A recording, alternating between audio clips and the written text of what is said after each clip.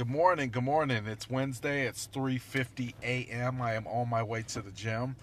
It is Wednesday. I'm going to have a great day. Um, it's amazing. It's absolutely amazing what the brain can do. It becomes even more amazing when you think about what the brain can do and what faith mixed together can do. Whatever your faith may be in. That having faith outside of what you can see, having faith outside of man, having faith outside of the news, having faith outside of your vehicle that you hope will start every single day, having faith outside of something else. There was there's always been this saying that if you write your goals down, you're sure to achieve them. And I'm really starting to get to a point where I could understand why somebody wouldn't take that seriously, why they would say, yeah, it's just writing it down. There's no real correlation between writing it down and actually achieving it. And under ordinary circumstances, I understand that. But imagine getting to a point where you write down simple goals. I want a car. I don't want no debt.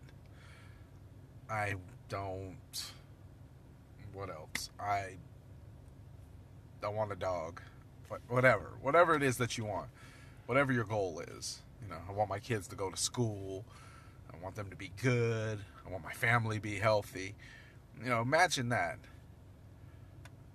But imagine that you believed yourself and you convinced yourself so much that subconsciously you started acting in the way that you thought. And I know you're like, well, what the hell does that mean? Well, I mean, if we wake up and say, man, today is going to be a fucked up day, chances are it's going to be a fucked up day. You've already told yourself, you've already accepted it, you've already made the fact of life. So it is, right? 100% of the people can agree with what I just said because that's a realization of most people's lives. But what if the fact is that if you told yourself something different and you worked on it every day, every day, every day, every day? Tell you what, if you can work on bad every day, if you can work on drama every day, if you can work on bullshit every day, if you work on less money every day, if you can work on kids not listening, if you can work on all these other things every day, all these things that you don't want, then I'll tell you like the pastor told me a long time ago when I found God. He said, if you can work on these things every day and they're not giving you the results you want and you don't like them, then there's a good chance that you could work on thinking about the things that you do want. There's a good chance you could work on distancing yourself from the people that you know are not good for you to be around. There's a good chance that you can work on just talking to your kids and really trying to get them to see that being a certain way will help them get through in life with more fulfillment and more enjoyment versus more heartache and headache, which is something that we've tended to embrace. But just imagine. Just imagine. I mean, it's a long shot in hell, right? Who knows if it will work? Who knows if it will work? One of Malachi's biggest mentors is the Wolf of Wall Street, Jordan Belfort. Everybody's seen Jordan Belfort. And I was just thinking about it this morning. I was taking my shower and I was thinking, he really likes this dude. He's watched a movie. He's paid attention to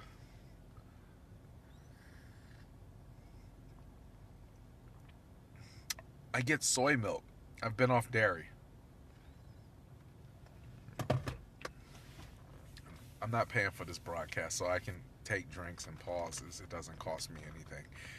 Um, but I think there was a small point in that movie, or maybe not even the movie, it was in the book. It was in the actual book, because in movies they have to cut things out for budget cost. So certain things aren't going to make it to the movie. We have to keep the movie at an hour and 30 minutes. We don't have an hour and 45 minutes. Something has to come out. And usually it's the hard work. If it's some type of nonfiction or fictional documentary on somebody who's made it, they typically cut out the shit that's boring, which is usually the hard fucking work, right? But I think Malachi missed something, or he may not have known this, and I'm going to bring it up to him later. Or hopefully he watches this. I'll tag him in this. Jordan Belfort was hustling as a kid. He was selling like some type of water ice in New Jersey as a child. Jordan Belfort never took a day off. He never took a day off from his goals and his ambition. He had it in him from day one, and that's what propelled him to the top, is because he had that drive and ambition, and he had conditioned himself every single day to operate and work in that condition. But I gotta be honest, the only way you're gonna actually be able to get to that mindset is to push out everything else. And I'll be honest about one other thing. It's hard. It's not necessarily hard once you're doing it, because it's not hard for me to be positive. At a point in time, I guess if I had to ask somebody, it may have been. It's not hard for me to envision wealth. I guess at a point it was. It didn't make sense. It's not hard for me to envision my dreams and my visions for how I want my business to run, how I want my body to look, how I want my family to be, and how I want my faith to believe. It's not hard now. And that's because I've put in tireless and dedicated hours continually learning, continually educate myself, continually being around the right people, continually asking the right questions, continually being fed up with the way things were. I sent Ricky a text message yesterday of something I had listened to, and I said, the fact of the matter is if you don't make any changes, chances are you're not really tired of the situation. You just want to complain about it. Because anytime you're actually really tired of something, don't you really make a change? I mean, think about it. If a person is coming at you with a knife with intentions to stab you, hurt you, would you have to make a...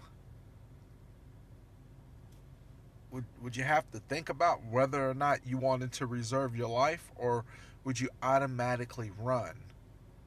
See, that's the thing. When there is an immediate threat,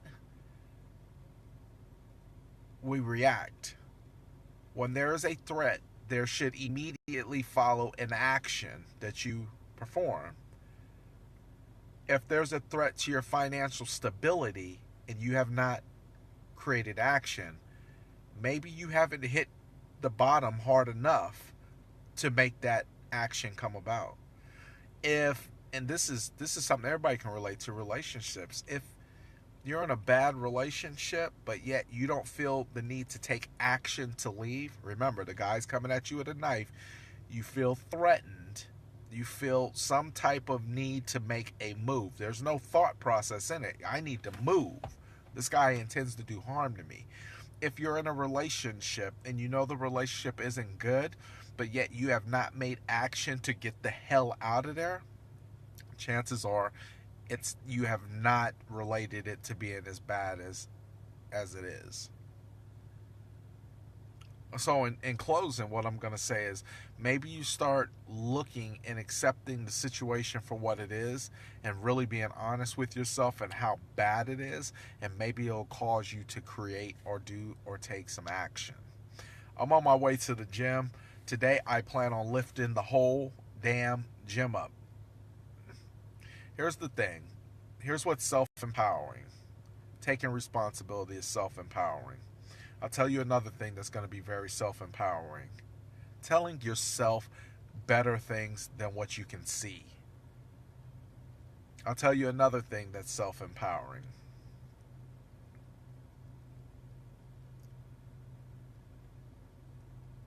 Being accountable to what it is that you say that you'll do.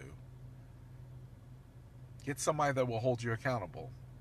Call me, I'll hold you accountable. I'll fucking drive your ass into the ground. I know you're like, hell no, I don't want to deal with this dude.